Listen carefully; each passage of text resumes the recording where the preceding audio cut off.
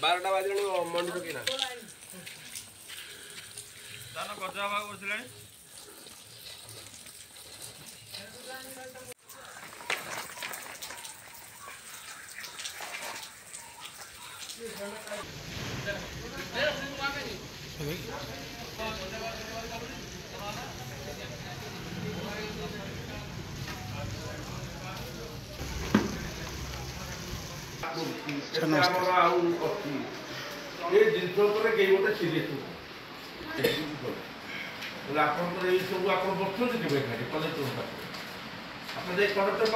आमर गिरिंगा सोसाइटी रे मंडी रे मोर धान आसला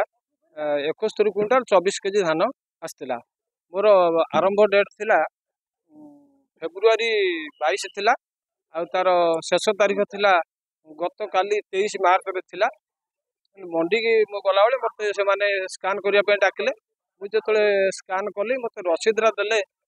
35 क्विंटाल 62 केजी रे देले। मु कहली कोन अधा देलो कहले ना अधा आछि आपण अधा दि जानतु। मु कहली अधा देथिले मु कोन नथांती। तापरे मु सुनिली जे मो डेट परे जो मानकर डेट आरंभ होईची फेब्रुआरी 28 रे जो माने 28 पर्यंत से मानकर सब फुल दिया है स्कान कर फुल मोर आज्ञा कले हाफ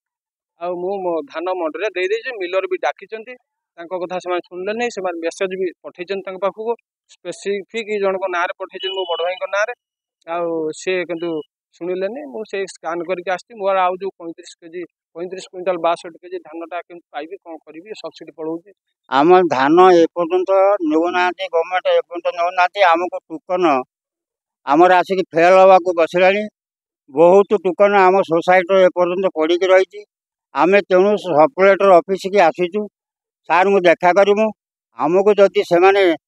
समस्त टोकन पार कर अल्प दिन मात्र बाकी रहा गवर्नमेंट डिक्लेयर करुच्ची मार्च 31 पर्यंत 31 पर आमर टोकन किसी काम करनी तेणु आम सार को अनुरोध करुचु आम जो मंडी जेतिक आम समस्त अच्छु आमको केमिति से पार करेंगे। जदि आम देखा डेटा जब देखा 1255 चाषी जोटा अच्छी धान ए मैंने किणवार बाकी अच्छे जोटा आम टोटाल 44,850 क्विंटाल होती आम से जिन गुड़ाक तो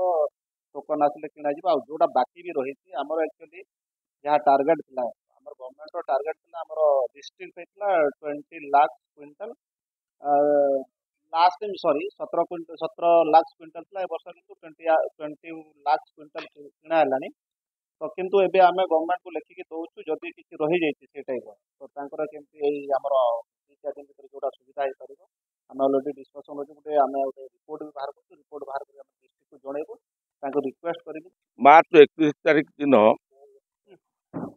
खरीफ धान किणा कारबार दिन शेष दिन आज हूँ आमर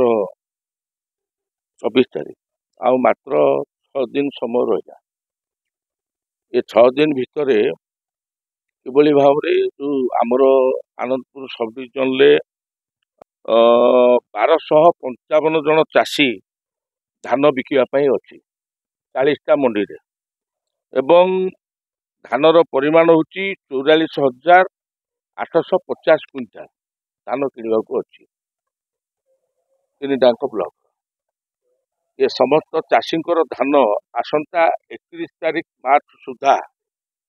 समुचित धान किणा एवं समस्त धान किणा से बाबद आज आनंदपुर उपजिलापाल ऑफिस रे समीक्षा बैठक था मोर से बाबद आलोचना भी था आज बसिक आज निष्पत्ति निगला ये 6 दिन भितर युद्धकाल भित्ति जो 1255 जन चाषी अच्छा आमर धान बिकापी समस्त धान समस्त रेजिस्ट्रेशन कर जो 44,50 क्विंटाल धान किणा एवं जहाँ सब अव्यवस्था अच्छी ठीक भाव में ठीक ठाक कर चाषी धान किणा।